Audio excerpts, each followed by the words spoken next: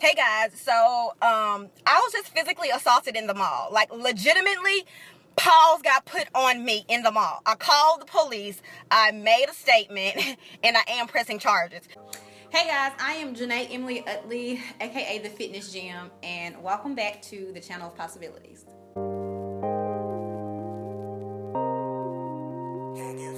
So I am here today, barefaced, fresh out the shower and all, to tell you about something that happened to me today. Like this happened to me today, and I wanted to sit down and talk about it while it was still fresh and while my memory was still fresh. So if you couldn't tell by the title of this video, I was attacked, y'all.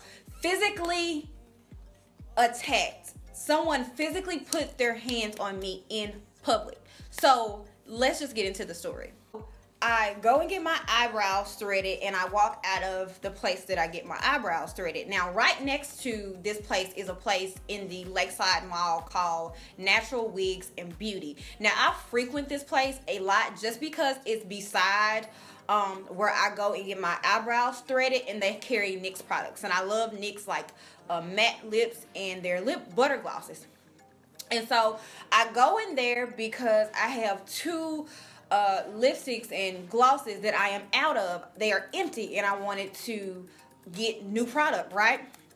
So I have the old products in my purse because I don't know the name and I don't know the specific line, so I brought it to compare. I have these two products in my purse, a matte lippy and a lip gloss belonging to me. These are empty.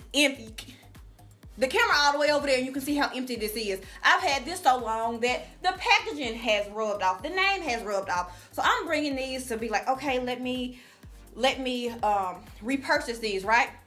And then I'm like, I don't know if I want to repurchase this lippy. I take my product and I swatch it on my hand, like, do I really want to repurchase this color? Do I want to try something new?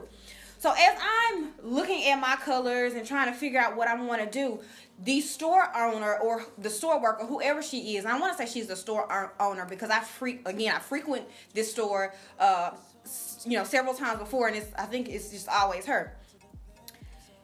Instead of asking me, ma'am, what are you doing? I don't want to accuse you of stealing, but can you show me what you're doing? Instead of doing that, she says nothing to me. Nathaniel was said to me. She immediately rushes me and begins to pull my bag off of my shoulder, trying to stick her hand in my purse. Now, if you have never had anyone try to take something that belongs to you, it's a very uncomfortable situation. I understand now when you see like these videos that go viral while people say, get off of me, because legitimately you're like, get off me. Like, you are not allowed to touch me. You are not allowed to put your hands on me, and you are not allowed to go in my purse without my permission. So the madness ensues. She's trying to, get in my purse, she's pulling my purse off my shoulder so hard. I'm like, in my mind, I'm like, my purse about to break. This brand new bag, I said, my purse about to break. So as we're tussling back and forth, I'm like, legitimately, no one was in the store. No one was in the store, and no one witnessed this. So I'm trying to get her up off me. She's trying to pull. She's saying I'm a thief. She's calling me a thief. She's saying I'm stealing from her. She says that she has me on camera. And meanwhile, I'm legitimately trying to plead my case. Like, I ain't stole nothing from you. These are my products. My products were empty. I'm refilling my... She wasn't trying to hear me. She just accused me. And y'all, this is when it really... I know God was watching over me. Because as this is going on, not only is she trying to get my bag from me, this is where she assaults me. She's scratched me. She's like, she was Asian. I don't know. I guess she did Taekwondo or something. I don't know. But she's like clawing me, and she's taking her hand in this balled up tiger claw hidden dragon situation. And she's like doing that to my face. I'm really going to go right now and say that it was an angel that would not let her touch my face. I'm legitimately saying It was an angel that would not allow this woman to put her hands in my face. Because this is the thing. And at the end, I'm going to really elaborate and explain the beautiful lessons that I learned because of this situation. Because she wasn't going to overtake me. You get me? Like, I'm young, I'm fit, I'm athletic, I'm very mobile, I'm very flexible. This lady, I'm not good with ages, but she probably was late 40s, early 50s. I knew she couldn't overtake me. But if she would have crouching tiger, hidden dragon my face, I don't know if I would to have had it in me to physically restrain myself. Because up until that point, even though, like, you know what I'm saying, you're gonna get this elbow, you're gonna get this shoulder because you're gonna get up off me, I wasn't doing the most. Because I could have, because she is clawing me, she is scratching me. Oh, she's trying to pinch me, y'all. And the thing about me is I'm very agile, I'm quick. So she couldn't get her fingers into my skin good enough because I'm quick. She couldn't pinch my arm good enough because, baby, I'm solid. That's muscle. What you trying to grab? Your grip slipping. You ain't got no good grip because ain't no, you know what I'm saying? You ain't got no good leverage. So I really want to say it was an angel that stopped this woman from clawing me in my face. Because up until that point, I had some level of restraint, but I cannot speak for my actions if this woman would have touched me in my face. And if you're watching me, you probably understand what I'm saying. So everything is ensuing, everything is going. This lady is still tussling. Like, legitimately, the images that you see that go viral on Facebook and on Instagram, and they be on, the Channel 5 news of these store owners, these Asian store owners attacking these black patrons, that's what it looked like. Except I didn't get drugged on the floor. Like, the tussling, the pushing, that is what it looked like. That is exactly what it looked like. So, as this is going on, something, like, everything was moving fast. But I had, like, this small window where everything was moving slow. And I know you probably had that too, where, like, something was happening, and it was like this small window, and everything was moving real slow. And in this window, I had, like, this real calm conversation with myself, if I'm being honest. And I was like, Janae, you got some options here. You're going to either sit your purse down and drag this woman. Like, legitimately, you're just going to set it down and just drag this woman. Or you're going to do what you know you're supposed to do. You're going to do what you know what you're supposed to do. And me, in good conscience, I couldn't drag this old lady. After I come out of that slow motion moment in my mind, I look her in her face, and she's still trying to tussle with me, still pinching me, still, scratching me, still clawing my arm, still trying to, grab onto my face. I look her in her face. I said, Satan. I call this woman Satan, y'all. I did. I called her Satan in her eyeballs. I said, Satan, you can't overpower me. You can't overtake me. I have authority over you. I said, I rebuke you in the name of Jesus. And in that moment, legitimately, y'all, this is not me. This is the Holy Spirit that rolls up inside of me. Like, God was just like, stop resisting. Stop resisting. So I went from like, to, and when I stopped resisting, she dives. I'm about to die. She dives into my purse. And she's scrambling, and she's picking up stuff and putting stuff down, like balling up my receipts. And she's looking, and she's looking. And she sees that these are mine. She sees that this is empty. She sees that this has been used. She sees that she is wrong. Now, I'm going to come back to this point because this is part of, like, what I learned in this situation. Instead of humbling herself, this was her reaction. Why didn't you tell me? I said, you didn't give me an option. As soon as you came up on me, you rushed me and you were hitting me and pinching me. You asked me nothing. You opened your mouth and asked me nothing. You immediately attacked me. So how could I? And then she gets quiet. The whole time, I got you on video camera. I got you stealing on video camera. Blah, blah, blah, blah, blah. She gets quiet. I wish. And I probably have already showed some pictures of, stuff was going on. I wish I had a camera to take a picture of her face at that moment. She looked so incredibly stupid. Like, if stupid was a facial expression, that's what she looked like. So then I was like, oh, like, what do you have to say now? And at this point, I'm like, what do you have to say now that you see that you are wrong? I'm expecting an apology. Well, no, lies. I wasn't expecting no apology. I literally just really wanted to know what she had to say. Nothing. Oh, no, I'm lying. This is what she had to say. I saw you put in your purse. Not only did you attack me, not only did you bum rush me and not give me an opportunity to try to halfway explain what was going on. Not only did you get proven, she proved her own self to be wrong. You still have the audacity to accuse me of stealing. After it has clearly been seen that I did not steal. It's at that pivotal moment that I knew, oh, Janae, you really about to, girl, you about to call the police. Like, up until that point, I was like, get off me, I'm calling the police. But when she did that, I was like, oh no, Nay, you about to call the police. So I look at her and I said, I am not a thief. I have been in this store so many times and I've spent so much money in here. I said, this right here, I'm calling the police. And they're going to see on the video camera what you did to me. Because I am not a thief. I pick up my phone. I dial 911. Someone please call 911. I called them. The operator gets on the phone. Operator gets on the phone. Yes, I was just physically attacked in the mall. And so he asks me questions. He goes back and forth. He's like, are you okay? Are you safe?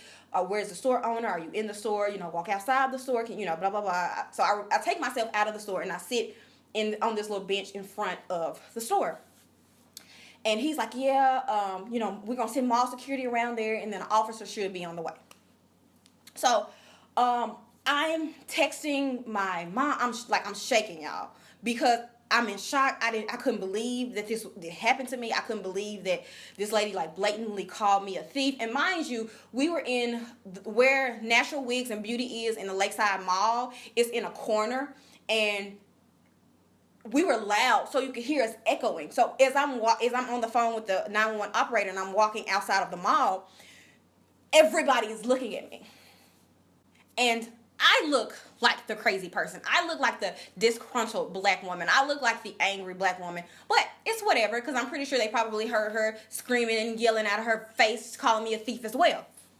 So I'm sitting there. I'm texting, shaking, like I said. Texting my mom, texting John, letting them know what's going on. Because you ain't gonna up and, try to shoot me, try to discredit me, try to, do whatever to me, and me not send a 911, SOS. Wave the red flag, the white flag, or whatever. So I'm call my mom, and my mom is upset. My mom's like, put me on speakerphone. Go in that store and put me on speakerphone. I said, why, Mama? I need to tell her not to put her hands on my baby. I'm like, Mama, it's okay. I'm outside of the store. I don't want to go in because I'm just not gonna go in to agitate this woman because because I'm not going to allow her the opportunity to try to put her hands on me again. So the mall officers come, and as soon as they come, she rushes out of the store. And one of the guys, he kind of held up his hand, and to kind of one guy held up his hand, and the other officer kind of went and stood in front of the woman. I guess because how she was charging out, she charged out very aggressively. So as soon as she did that, I looked at the officer that was closest to me, and I said, I'm talking to you. You know what I mean? Okay, he's going to handle her. I'm looking at you. I'm talking to you. I'm going to tell you my side of the story. So I tell him the whole story, blah, blah, blah. And so he's like, okay, this is what's going to happen. And I was like, yeah, she said she has, security footage, so y'all can go on in there and commandeer it and look it and, whatever. So as we're talking, he asked for my number, and I said 901. And then he was like, 901, that's Memphis? I was like, yeah. He was like, I know about Memphis rap. I was like, anyway, I was like, and I really do think that was a God sending somebody my way to kind of help me laugh and kind of just chill out. Because this random guy in the middle of a suburban Michigan mall hears me say 901 and doesn't ask where is that from or is that Tennessee. He legitimately knows that that's Memphis. He was like, yeah, I've heard enough, Memphis rap. This white guy, like, this fun. He was really nice, actually. So talking to him, they kind of go and talk amongst themselves, and I'm talking to my mom, calling my dad, letting them know I'm okay, talking to John, like, John, I'm fine, blah, blah, blah. And then the officer would come in and out and ask me questions, and I would just put whoever I was talking to at the time on speakerphone so they could hear as well. So the officer finally gets here, and I tell him same thing that I told the other guys with, a little more details, because I didn't tell the first guys initially that we were tussling so tough that she was kind of like pushing me into her stands or whatever. So I told that guy, he was like, do you want to press charges? I could not say yes quick enough. Yes, I want to press charges. So he goes back to his vehicle. He brings me this page. I write my statement. He let me know that it's going to be a detective assigned to my case, so I can press charges and we can go, from there. And ask me, did I have any more questions? Blah blah blah. And then the mall security was like, are you okay? Do you need a ride back to your car? Like, they were really nice guys. Like, they were like, okay, do you need a ride back to your car? And I was like, sure. So I'm getting escorted to my car by mall security. I'm going to tell you guys why. So, with this all said and done, there are 4 things that I learned from this situation. The first thing is, when you make assumptions, whether your assumptions have merit or not, once you see that whatever you thought and however valid your assumptions might have been because of previous behaviors, you need to man up, woman up, sister up, daughter up, and apologize. Instead of this woman, when she saw with her own eyes that she was wrong, she didn't apologize. She accused me again. That could have completely shifted the dynamic of what happened next. I could have calmed down. She could have apologized. I could have been like, you know what? Okay, I'm just going to leave. I'm just not going to, patronize your establishment anymore. And that could have been a done data. But because she saw that she was wrong, and she wanted to hold so dear to herself her own thought, her own point, that even though she was wrong and accused me again, I was like, oh no, baby, you about to get these charges pressed on you. Absolutely. Let me go ahead. 911, yes, I need some help.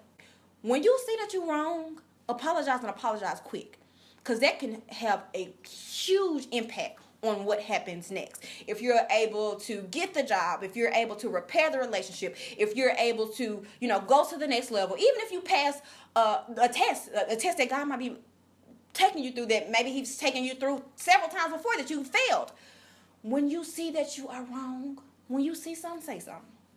Lesson number 2. When you get into these type of situations, your best, I don't want to say best bet, but your best bet is to pray and pray out loud. Because in that moment where the slow-mo was happening, and I had that conversation with myself, and it's like, okay, you gonna mollywop this woman, or you gonna do what you know you're supposed to do? It was a part of me that was like, no, you about to mollywop this woman, like you about to drag her. But the bigger part of me knew what I was supposed to do. And I opened my mouth and I said, Satan, you can't do this to me. I have authority over you.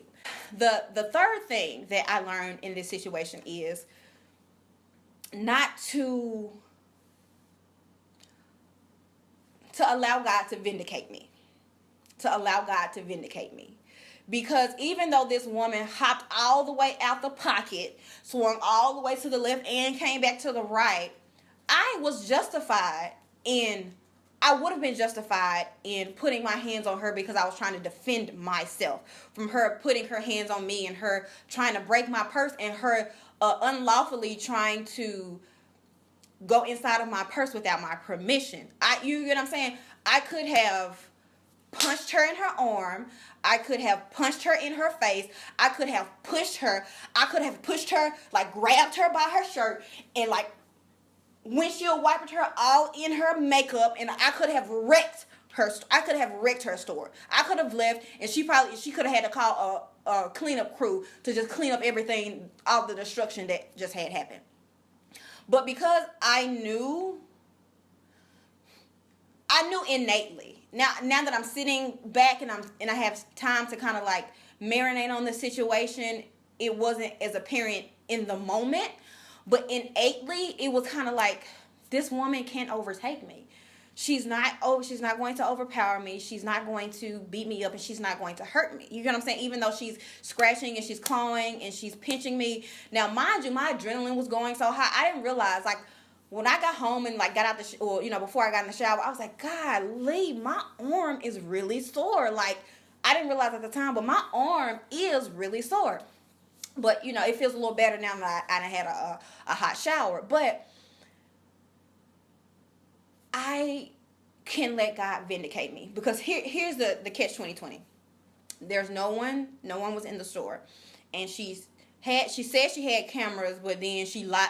She told the officers that she didn't have a camera. So either she's lying to me or lying to the officers, because she knows that footage will incriminate her, most definitely. But no one was in the store. All anybody could do was hear us yelling, screaming, and tussling. Now, if I would have gone full throttle on this woman, no one would have known what really happened. I was listening to a podcast. I was listening to a podcast. I want to say I was listening to Hashtags and Stilettos, that podcast, and she mentioned a quote. I think she said the quote was from JEUtley. I don't know, but it really had an impact on me. She was like, it's not a good idea to argue with a fool, because to a stranger, both of y'all look crazy. Like, a stranger don't know who's right, who's wrong, who has done something, who hasn't done something, who's, you get what I'm saying. A stranger don't know. And so the officers walking in could have heard, because my wording is hers again, because there's no video footage in her store cameras and no one was in there recording it. They could have come in there and saw me, because I had my workout clothes on, this fit, young, athletic looking black woman, and this older, short Asian woman. Her store could have been all disheveled. Shelves could have been wrecked. She could have had bruises on her, because her bruises would have been more apparent, because she is, pale, fair skin, come with black eye and bruises. Who would have known? It would have just been my word against hers. And let's be honest, and let's really realize the society that we live in. I am blessed and highly favored. Favor and grace and mercy, all that follows me. It's encamped around about me. I get that. I know that. But I'm also not going to put myself in a position to be tried and tested. So while everything was going on, yeah, I didn't think about that. But I really know that innately, that I knew that, and God was really like holding me and protecting me from that. Because if I would have went bonkers, like, there's no one that really would have been able to say, okay, yeah, Janae was in the right, this store owner was in the wrong. You get what I'm saying? So the third thing that I learned is you really have to let God vindicate you. And it's okay to defend yourself, to get somebody up off you. But there's really no need to go over and above when you don't have to. Like, again, I keep saying this. She wasn't going to overtake me. She wasn't going to, like, beat me up. So there was no point for me to, like, drag her. I could have just did what I needed to do to defend myself and let God vindicate me. So my final point, the fourth thing that I kind of learned from this situation, is that sometimes it's going to take some guts. It's going to take some grit to step on through and stand up for yourself. How this lady bum rushed me and bogarted me kind of tells me that she probably has done this before. You know how when you watch like those crime shows with serial killers, they're like, this is the first kill, but this is like, the fifth kill, because the first kill is just so like, either the stabs are shallow. I've been watching a lot of crime shows lately, y'all. But like the stabs are shallow and unsure and all that kind of stuff. They can tell it's the first kill because it's just like, so many mistakes, so timid. But how this lady bum rushed me, she probably had done that before. So, it's uncomfortable sometimes to really go in like you need to. I am absolutely pressing charges. Do I want to? Not necessarily, because I'm planning a fitness party, Curls and Kicks fitness party, and I have so much other stuff that I need to do and that I need to be focused on than trying to, exchange phone calls with this detective, write these statements. I don't know if I'm going to have to go to court. I don't know. But sometimes you have to do this, one, because you don't know how you standing up for yourself impacts the people who come behind you. By me doing this, I'm for certain that this woman will think again before she ever does anything like that to anybody who looks like me. So it's not just me trying to protect me and protect myself. It's me standing up for those who have come behind me and to teach her a valuable lesson. Because like I said, I'm pretty sure she probably has done something of this capacity before because of how just sure she was. And I don't know if she was watching social media and got hyped up off the videos on social media and she thought she could do that. I don't know what it was. But she is going to learn a valuable lesson, that she can't do this to people, that whatever assumptions that she has or whatever she thinks she sees does not warrant her to put her hands on anybody. So she's going to learn a lesson, and I'm standing up for myself and protecting myself, but I'm also protecting people who I will probably never even meet. Sometimes you just got to do the right thing. Do the right thing and press charges, okay? Sometimes you got to press charges. You don't want to do it, you got to do it.